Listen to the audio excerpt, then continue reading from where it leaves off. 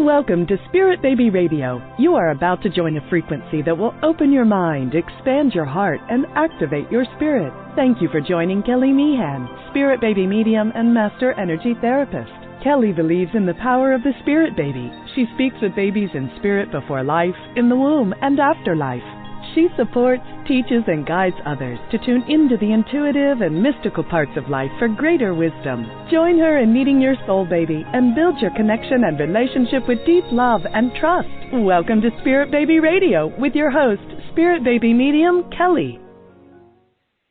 Welcome to episode 57, February 22nd, 2019. Using the vibration of sound to create connections with your fertility and spirit baby. How to use music to enhance your fertility. What does it mean to sing with Spirit Baby? What kind of emotional support does sound offer on your fertility journey?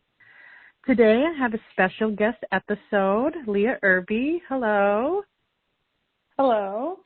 Hi. She's a creator who uses music, intuition, fertility, coaching, writing as a way to help those who desire to be parents connect with high vibe souls. She is an American living in Sweden who has 20-year background as an award-winning music educator, teaching violin, viola, and orchestra. After training as a fertility coach, she now facilitates workshops in Stockholm in fertility empowerment and helps clients write songs for their future children. I love it. Yay. We were just talking. Welcome, Leah. Yeah. We were just talking before we met each other. Of course, I feel like I always like to kind of go into that Facebook world. I would say the medical intuitive group.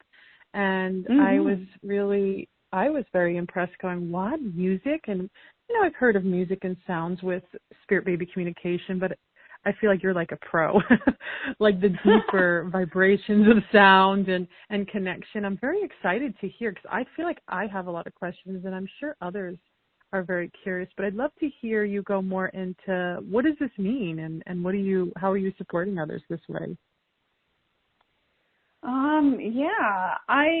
I think this is one of those things where you have the opportunity and your background kind of just meet up. So I was just studying to be a fertility coach and learning all the other kind of interesting ways to support someone on their fertility journey.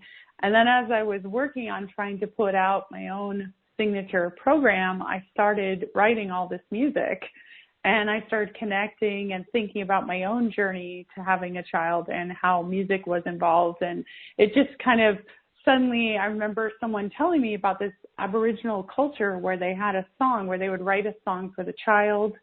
And this became the song that they sung when the child was born. And they sang it at important events in the child's life. And then if they died, then they would also sing this song. And so I was very, it was before I met my husband and connected and we ended up having our baby. But I remember my friend was telling me about this and she said, well, you're a musician. You should write a song.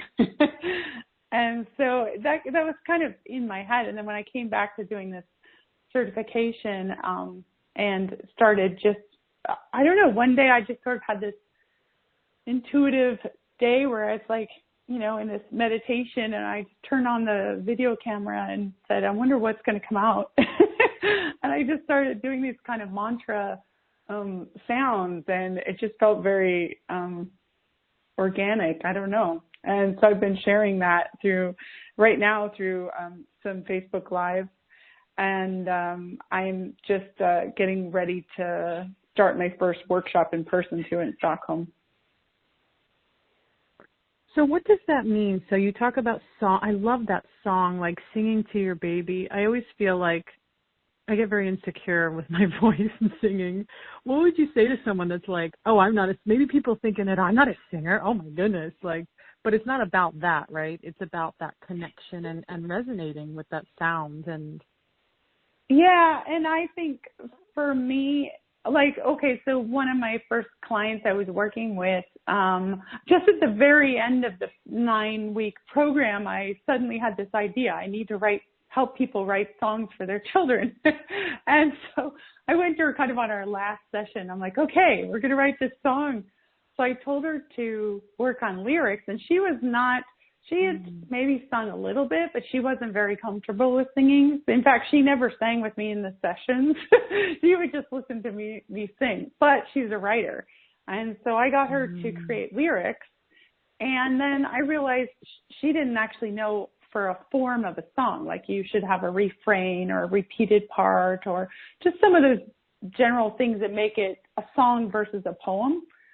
So I helped her in the session to kind of rework the lyrics and what was most important, and coming out and she had this great lyrics about I'm happy to be your mama, and when we talk unicorns, zombies, and snails, and just like about this joy with this child. And I had her kind of describe, what is this child going to look like? What is it going to feel like to have them? And she really pictured a little girl and wrote this song for the girl. But it was interesting working with her on this song. Like I said, she wasn't super comfortable with singing, but I was able to give that voice to it. So she put the lyrics, we worked on it together, and then I started just going through tunes. And that's kind of where my intuitive side with all my music background kind of pulls together. And I just kept singing a couple different things. And I started with making up a tune myself, improvising. But then I kind of ended up on this Irish jig. And she said, oh, I used to dance, to Irish music when I was a kid. And it made her think of her being a kid herself. And so I thought, okay, which songs? So I went through about 3 or 4 tunes and kind of hummed a bit of it for her, and eventually ended up on one. And it was like, she just kind of lit up. And she said writing that song just made her really feel like the baby was with her versus this, far away thing. So that was, to me, really, really powerful. Wow, yeah. I mean, that makes more sense. So you don't have to be like, is it the word soprano? You don't have to be like, oh, I'm this amazing singer. And I like how you said that, because that makes sense. Because I'm like thinking of myself like, oh, if I were to connect with, to feel the intimidation of it, it's probably very normal for people maybe that aren't, I always joke that I have like a monotone singing voice. Like it's very like, I don't know how to like find the tones. But it's nice that you were saying is that you kind of come in and you're like you're using your inner talents and gifts of sound and music to go, oh, we can add this sparkle here or this tone. I love that, because again, I feel so lack of musical. And I know, a lot of people that are tuning in are really aware of Walter's book, Spirit Babies. And he talks about chanting, which I almost feel like maybe is a more milder beginning to, it's like, oh, anybody could chant. It doesn't have to have any rhythm or like any like, I feel like the voices that, people have such unique and different voices and sound. And when you're working with this woman, is it more in conception and pregnancy or a combination of both, you would say? She was preparing for an IVF. So, it was definitely preconception. And, when I started doing that, I realized this would be beautiful when someone's pregnant too, because especially I feel someone who's gone through infertility, or I don't really like the word infertility, it's the label, but I think it could be really valuable, especially in the early part of the pregnancy, because there's a lot in that first trimester when you've gone through the long waiting or you've been through miscarriages, where it can just be this kind of scary place to be in. So I do think it would be really powerful also for pregnancy, but I was conceiving of it as the preconception. And with her, she was actually 48 years old and did egg donor IVF, and she got pregnant on that first try after we finished our 9 sessions. So that was So I don't know if it was the song that made the difference, but no, I'm sure it was a lot of parts to that, but I'm sure the sound and the relaxation, really. We talked earlier before everybody's listening to us about how the de-stressing, the ease that sound can really create, really and literally in the brain. Like and the chemistry of the brain and the subconscious. And, you know, it's such a beautiful thing to share that where you're talking about IVF, because there are a lot of women and couples around the world that maybe their only option is IVF, and how to create really that sense of ease and relaxation, you know, during the preparation before, to feel like, oh, and now that, you know, and, you know, I know some women do, IVF does kind of shift on that first try. And sometimes, you know, you see some women, I've worked with many women that are, you know, keep, you know, going at it and seeing where's that, you know, where's their place, like where's their physiology, where's their emotional space, where's their spiritual space. And so talk more about, you know, we talked about the brain, like how that really plays into that. I was reading this. Oh, sorry, I don't have a quote for where I got this from, but it was a researcher talking about what happens when you're singing, and she was saying that large areas of your brain light up or activate, and when you're thinking about singing or singing itself. So even if you are not comfortable singing, but you're thinking about it, so you're working with someone else and the singing's going on, I thought that was interesting that some of this can still be activated. So it works your motor networks, your auditory listening, planning, organization, memory, language, and emotion.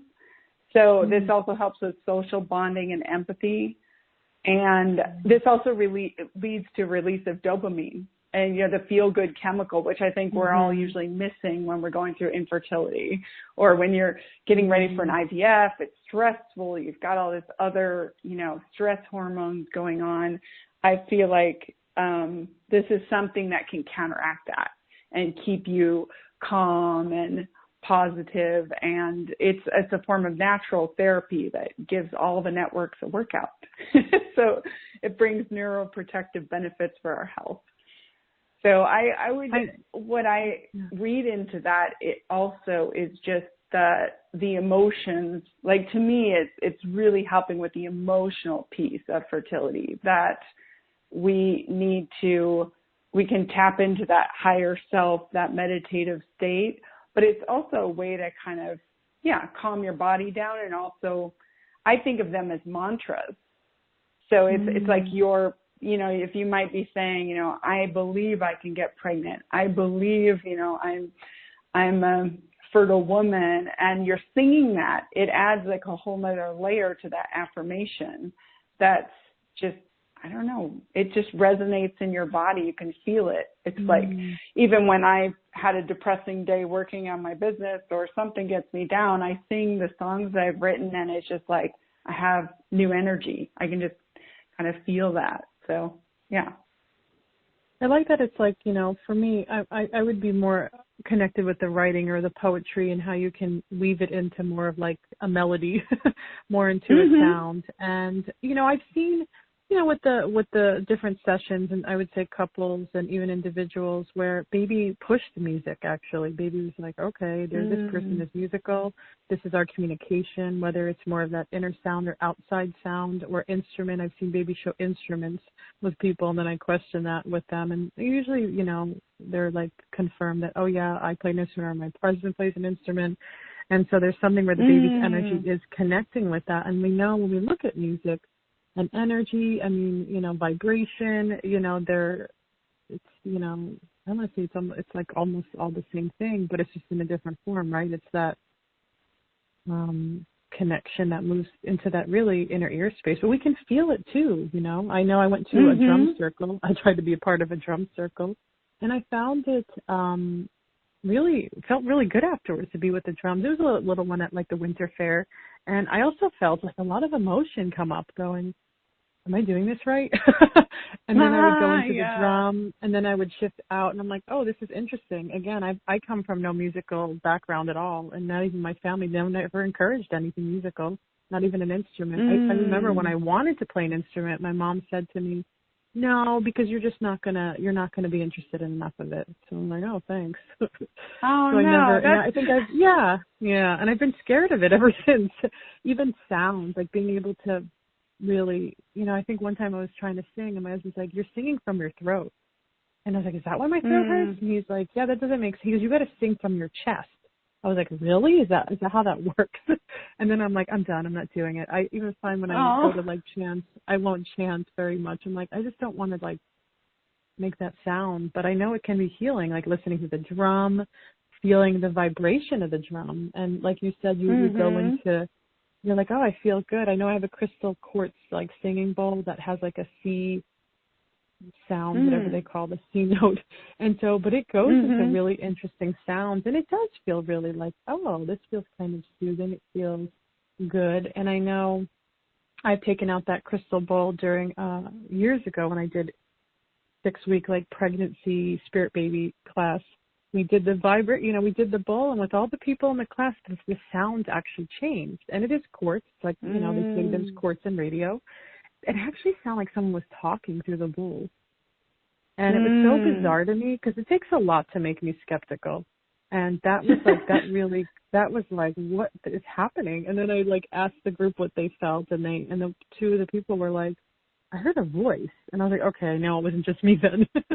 And I was like, what was that? What were we doing? What baby energy was playing around with, like, knowing that they can mess with tones and work through that.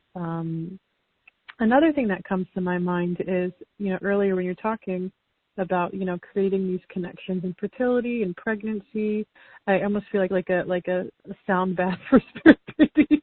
Everybody does sound baths now. I know over here in the West Coast, it's all about the sound baths. And some people, sound baths and those type of energies can be very, again, intimidating with gongs and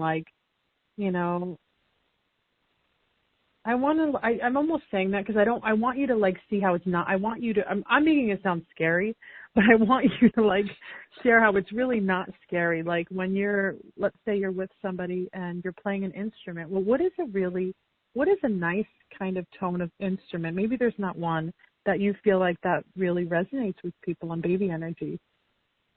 That's interesting because my background, I've worked 20 years with schools and students and teaching, and part of my reason for wanting to become a fertility coach was because I experienced my own infertility, but also in the music classroom, I saw a lot of broken kids and broken families, and a lot of just, this kid super excited to play this instrument and give this gift to everyone.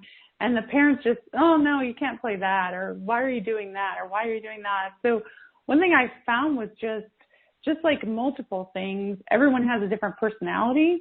And so every instrument, depending on your personality, it fits you differently. So I would guess with spirit baby as well, it's going to be dependent maybe on the parents or what energy that baby is bringing in. I would say, maybe some are more relaxing if you're just listening, but from a standpoint of like playing an instrument, if someone has like an instrument under their bed and they haven't played it forever, it might be a way to like get it back out and tap into that little kid inside that, you took lessons for 2 years and your mom told you you didn't do well and you don't play it anymore, but maybe you really enjoyed that and you come back to it and it brings you this energy again. So I would say, I play violin and viola and I think they're beautiful instruments, but, some kids would pick up this instrument and they sounded horrible.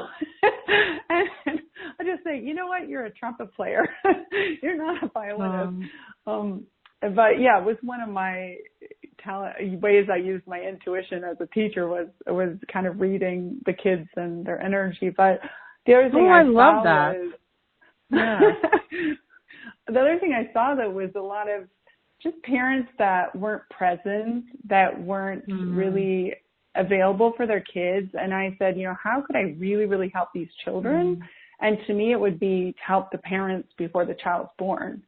And so that's kind of where I saw this work as, connecting with these spirit babies and feeling their energy and feeling like there was sort of this imperative to me, like you have to share this message so we can get more high vibration parents on board. If sometimes I feel like they have to go through these challenges to make them into the person that's going to attract this high vibe soul. And then if they haven't gone through that, they're not going to be the same parents that they, I'm not the same parent I would have been 10 years ago when I first tried to conceive. So I think some of this kind of forges us into this, I don't know, different energy space.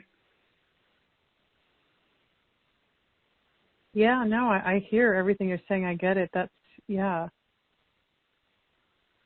So working with children for so long, and then you're like, I'm going to go even further back to the foundation, even before that. Yeah. And I wanted to share my story of my own song related to my own child, if that's okay. Please, yeah. Please do. When I was trying for 4 years with my ex-husband, and we went to the fertility clinic and we tried IUIs and we did a lot of tests, and it was like unexplained infertility, didn't know what was wrong. And then I started going to a spiritual coach and kind of getting in touch with my intuition and being more open to that spirit realm. And I had a dream that I needed to get my dental work dealt with. And nobody talked to me about going to the dentist for dealing with fertility. But I had all this dental work from like my 19, 20-year-old because I was missing some teeth genetically.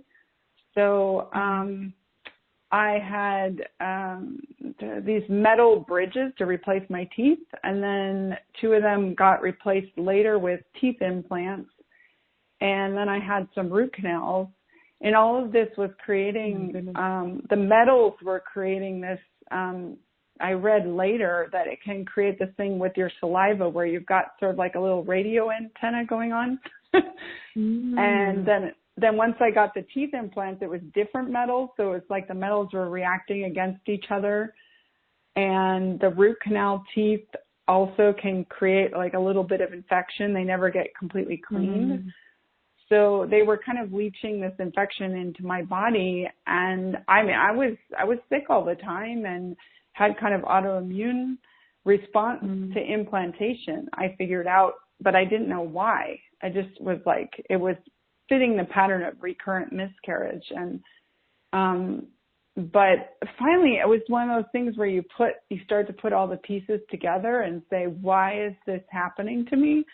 And so anyway, I found a holistic dentist and got this taken out, and it was a huge change. I couldn't believe it. And I even talked to the fertility clinic and said, I want to put off treatments because I want to see if this will work. And the fertility clinic doctor was like, your teeth have nothing to do with that. That's not related. Wow. And I'm like, my whole body is connected,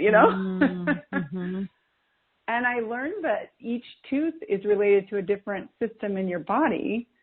And I actually found someone else through online message boards for fertility.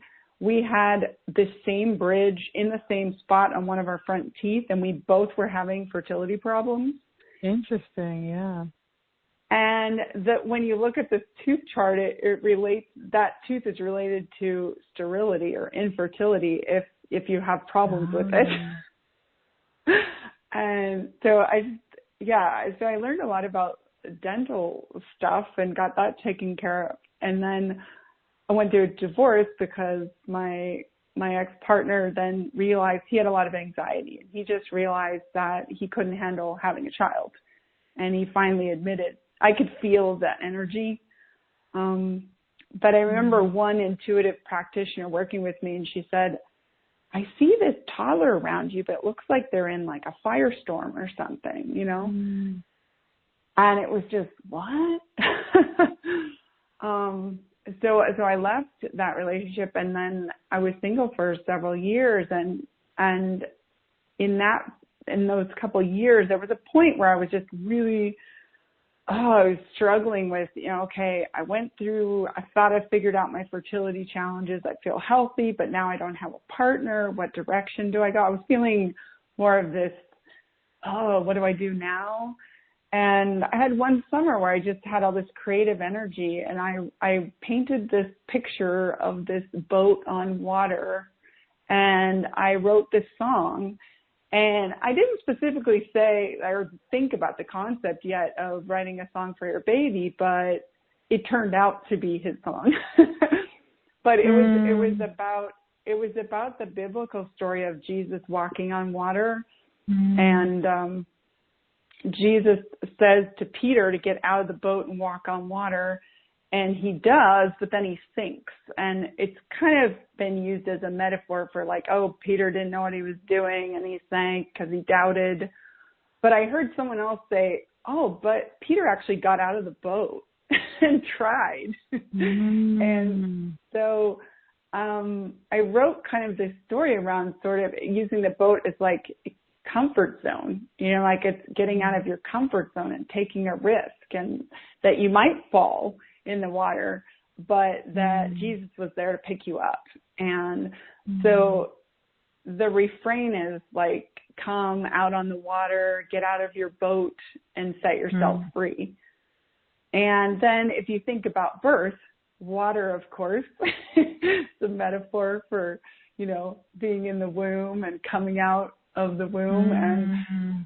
And so later, I met my husband, and 4 years passed between when we met and we actually started dating, but we were just friends on Facebook because he lived in Sweden and I lived in Seattle, Washington in the U.S. And I was like, okay, he's a nice dance friend in another country. But when I told him that I was planning to be a single mom by choice, and I'd actually picked out a sperm donor and was making all these plans, and he and I were chatting, and when I said, this is my plan, I want to have this baby, it was like that dream just drew us together. And he's like, I want to have a child. And, so it turned into dating very quickly. And, a year after we started talking on Skype, then I moved to Sweden. And like 5 months after I moved here at the age of 43, I got pregnant. No IVF, no fertility clinic, just a few rounds of acupuncture for a little boost. But that song, my husband picked the middle name, and I didn't even think about it until right before he was born. But my husband was like, oh, we both have a dance teacher named Peter, and we met on the dance floor. And so he picked the name Peter, and then on my birth playlist was a song about Peter. And I said, oh my gosh, this is the song for my baby. And like right after he was born, that song was playing. And I remember the midwife going, oh, this is a nice song. I'm like, oh, it's me. So yeah, that was, and so when I started working with the fertility coaching thing and thinking about this song again, I said, wait, I did write a song for my baby. I just didn't think of it as a song, I had actually sat down like, while I was pregnant, okay, I have to write this song. And I didn't think about the fact that I already had, I love the story you shared. I'm so glad you shared it. I mean, it's just the intuition that you had, and how this is what I'm always sharing with people, just the different women, especially around the world, that are, what is this piece? What is this? And we don't know. It's so different for everybody. There's so much, great information out, and sometimes there's some really damaging information out there.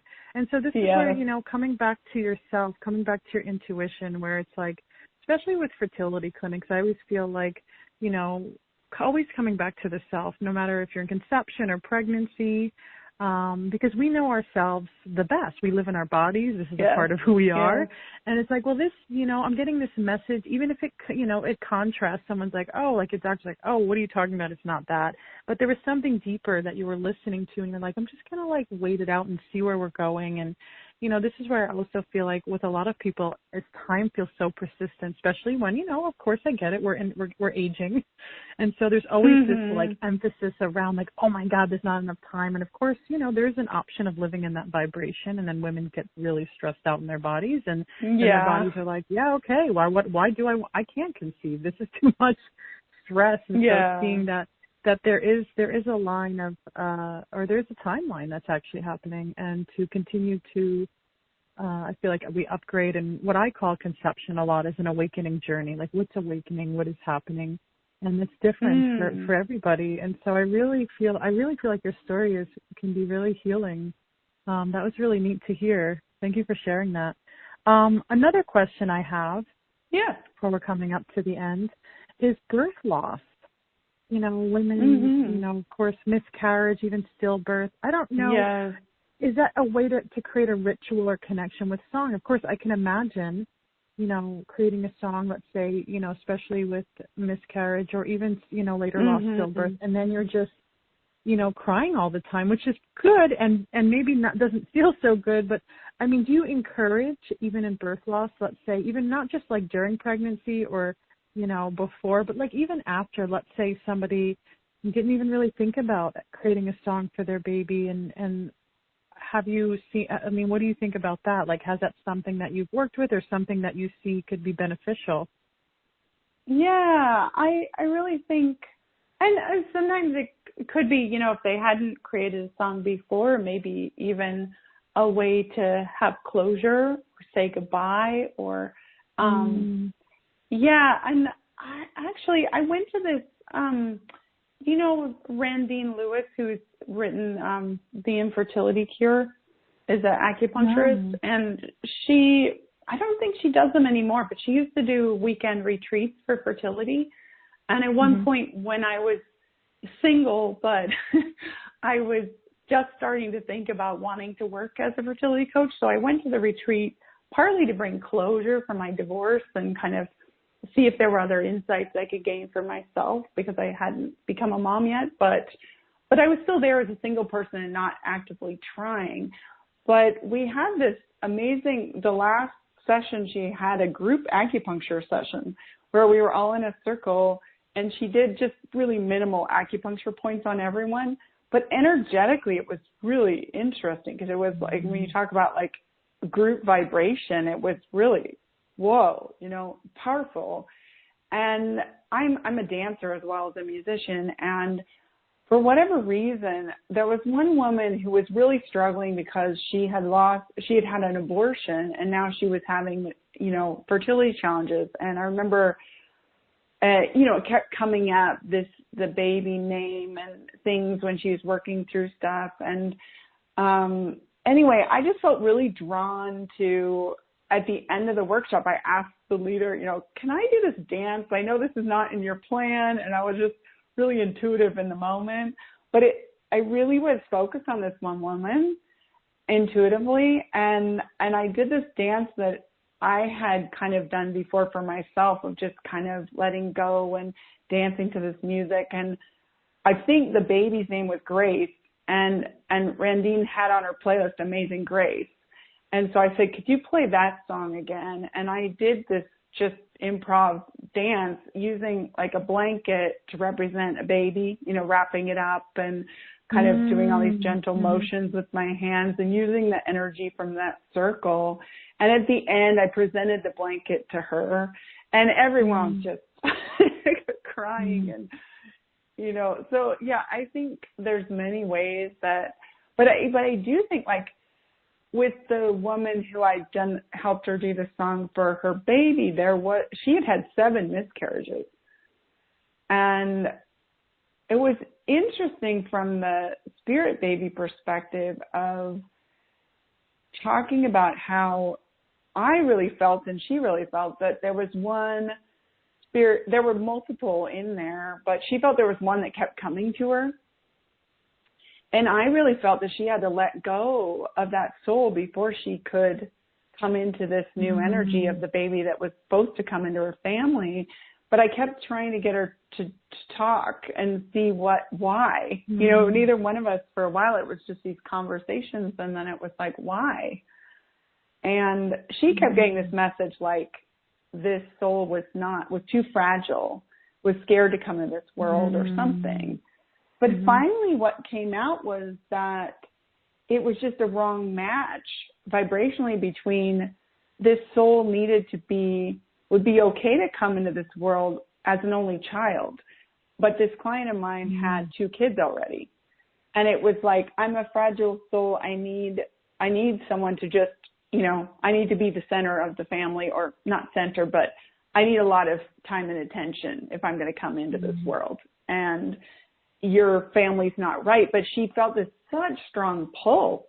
And like she would just cry every time we talked about letting go or saying goodbye or moving. And I could even feel, I had one time outside of this session where I felt that soul speaking to me and kind of like, what do I do? Because she was also torn. I could feel that she had a hard time letting go.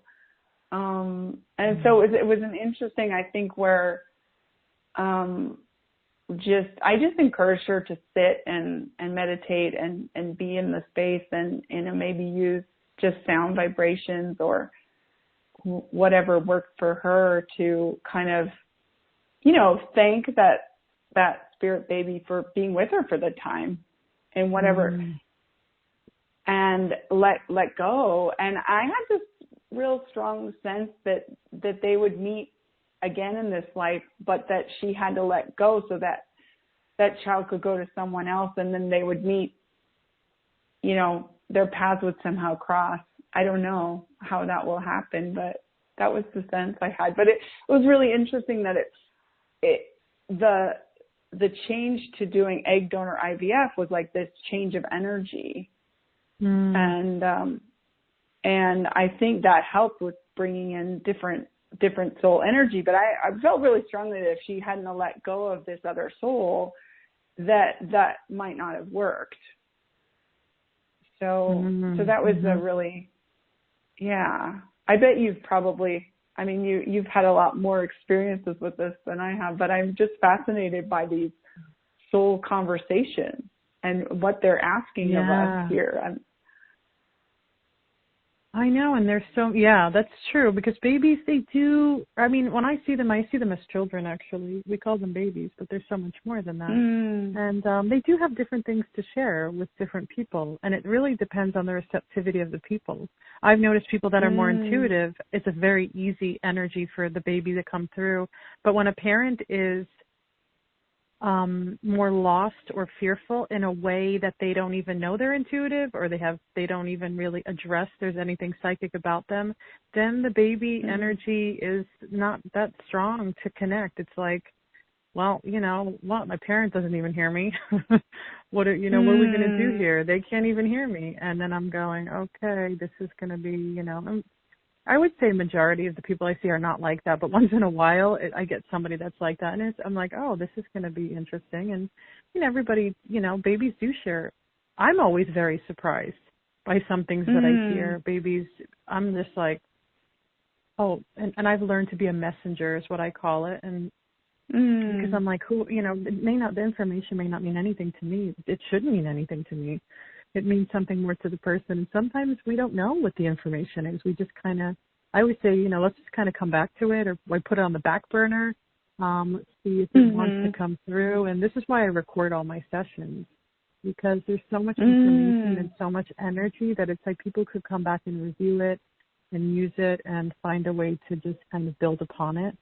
And so I feel like what you were sharing was, you know, it felt like in the right place to be, you know, I teach a lot of being curious and being open, that we don't have all the answers. I don't even claim to have all the answers. There's so much that we really don't know, but it's like what you're doing is like bringing that awareness to people, and just sitting with the awareness is actually can be a part of the whole answer, but maybe it's not maybe that valid answer, you know, like, what happens when babies are you know, departed and miscarriage and even, you know, fetal demise. Like, and I see it in different ways. And some babies will tell me, tell my mom, tell my dad I'm not coming back. And I'm like, my heart is like, my throat chokes up when they do that.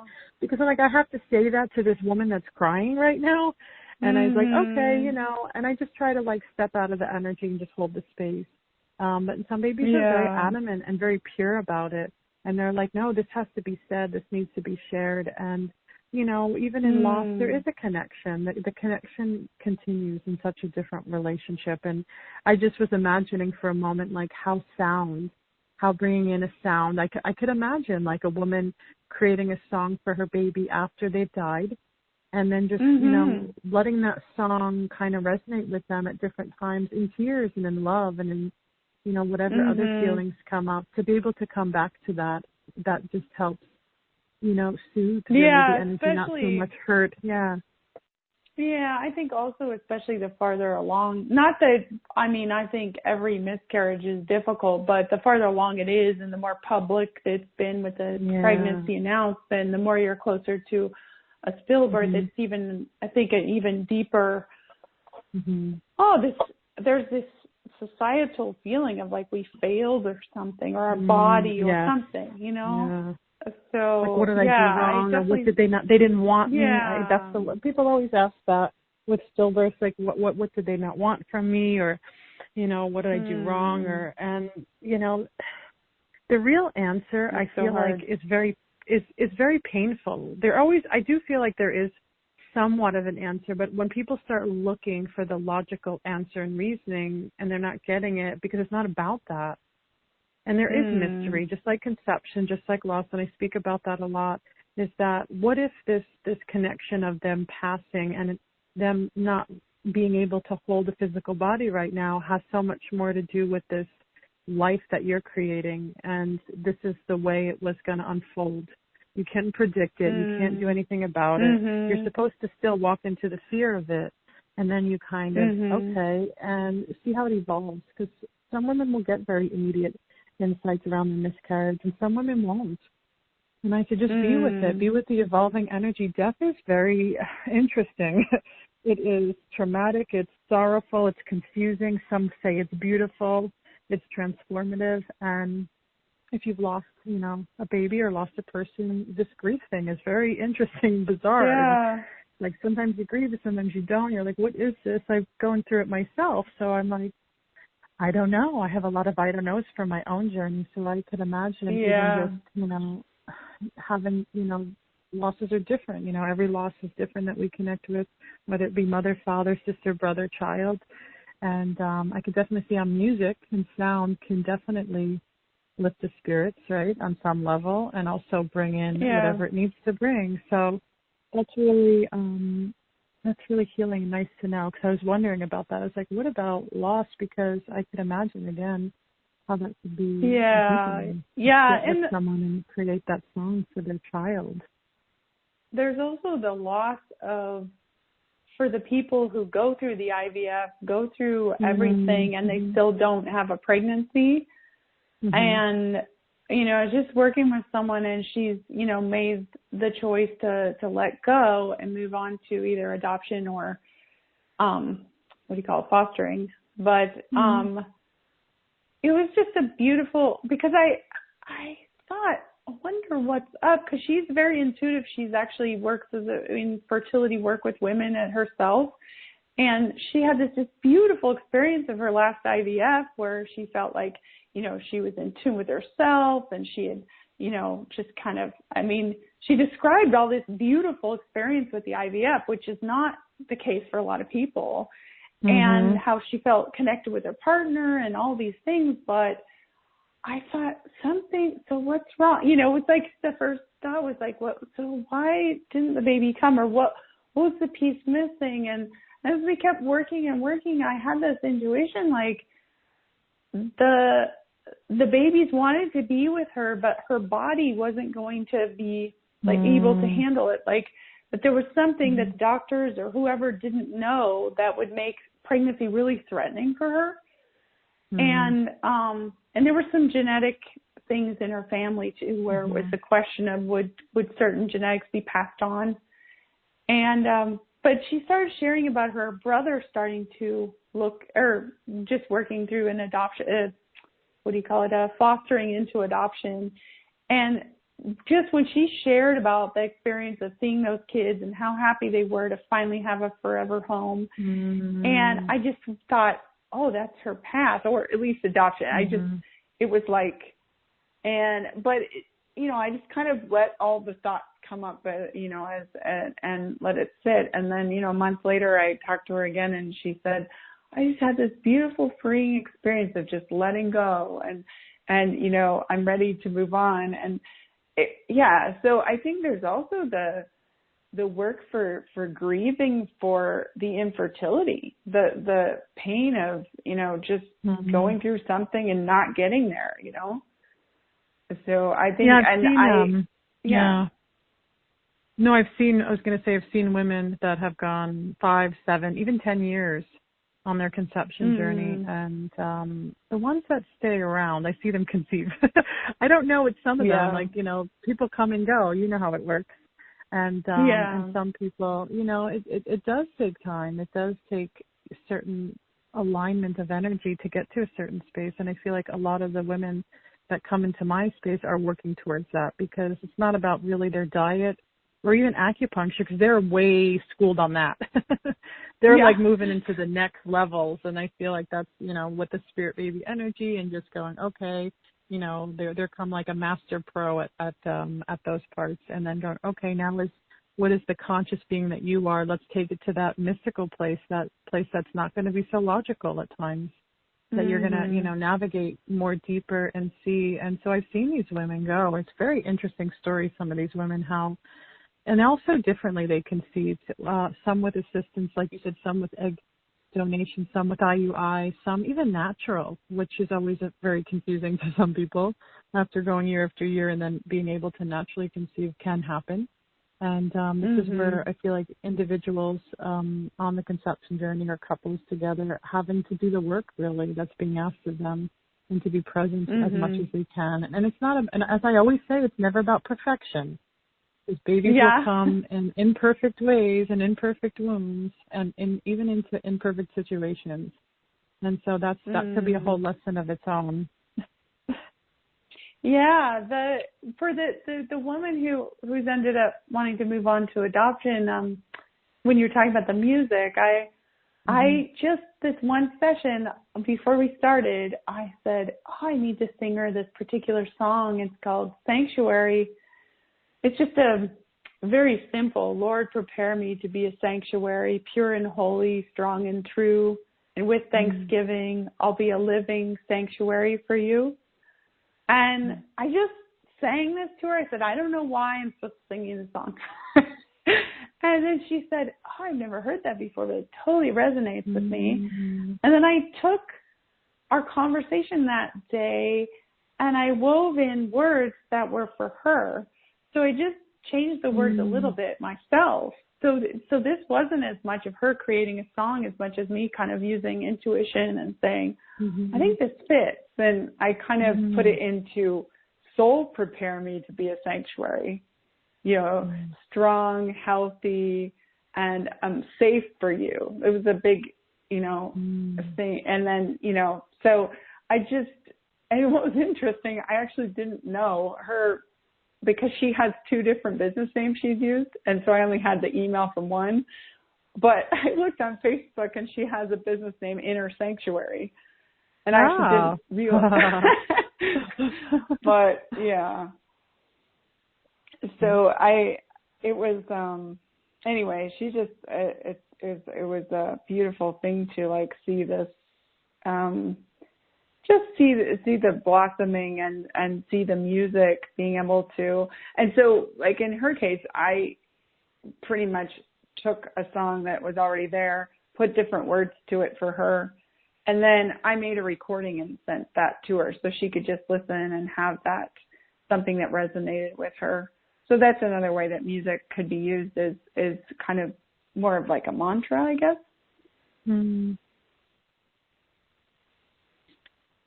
There's so much great things that you've shared over this time. And before we're ending here, I'd love for you to share, your website, your information, any upcoming workshops, or even just your sessions, whatever you have going on. And as well as leaving us with some final words.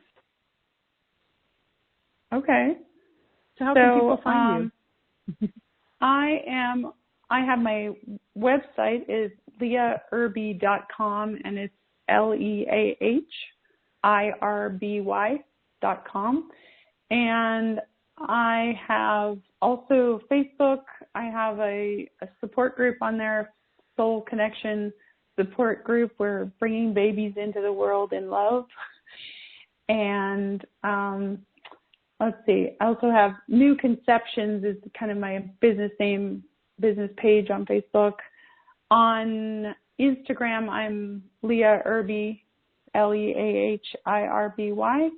And let's see, I'm on LinkedIn as well, just same, my name. And I have kind of my signature program is a 90-day, 9 sessions for 90 minutes with the numerology 9s.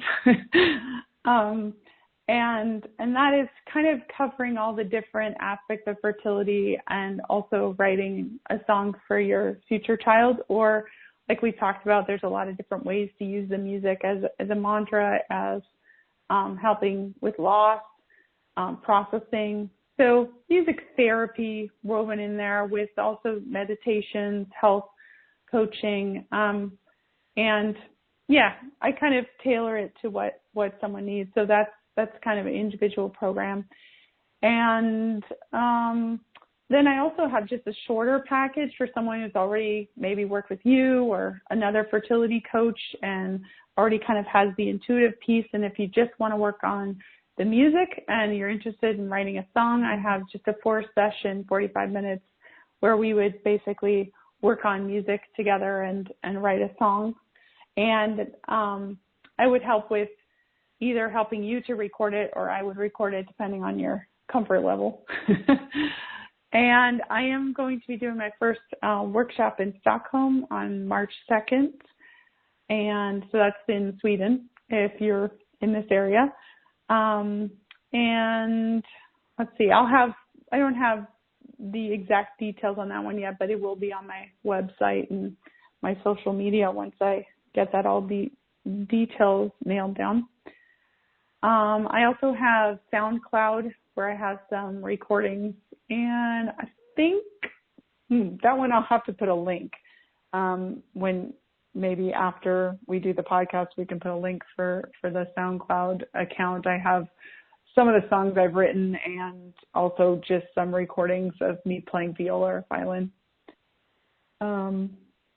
And yeah, final thoughts.